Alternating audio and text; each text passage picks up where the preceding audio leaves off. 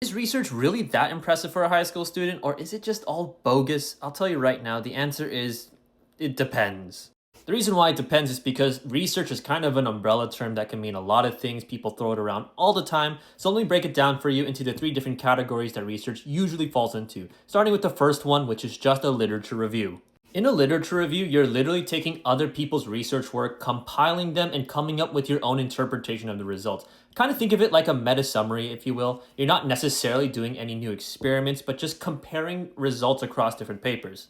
A literature review is probably one of the most accessible forms of research, and you've probably already done it. Think about some of your classes that you've already done where your teacher told you to look up three sources, kind of research into them, and write a paper about your thoughts on them. Technically, you don't even need a faculty member or a lab PI to officially guide you through this process, although it is nice to have because you can literally go online right now, look up any research topic, and begin doing your own literature review. It's the most accessible.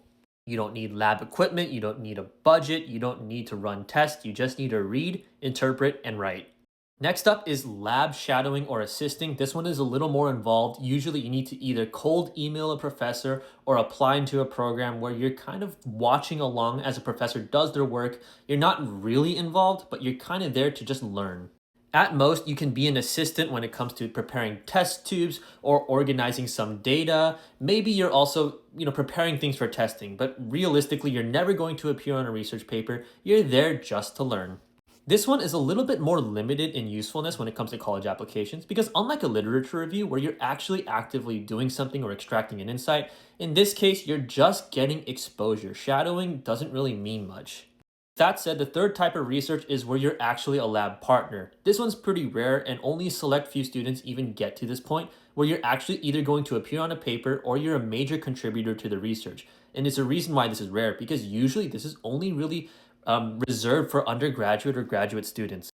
We're actually involved in the hypothesis testing, the experimental design, and writing the paper. I have had a few students who have actually been actively involved in this process, and again, it's pretty rare. Your mileage may vary. This is probably the most meaningful when it comes to college admissions because it actually proves that you are deeply aware of the research process. But you have to do a very careful job of explaining that this wasn't one of the previous two examples. You were actually part of the research. So if you're published and you have a link to prove it, you would put that in your application. Those are the main three types of research, but there's two more that kind of go under the radar. The first one being data analytics or data science. For this, all you need is a computer, some knowledge of Python and SQL, Excel, and databases, and you're pretty much good to go. And then the last one is more community-facing research where you're mostly doing surveys, kind of gathering data and interpreting it on your own. It's pretty easy to do. That's why a lot of students do it. To answer this question, yes, it's impressive as long as you show involvement.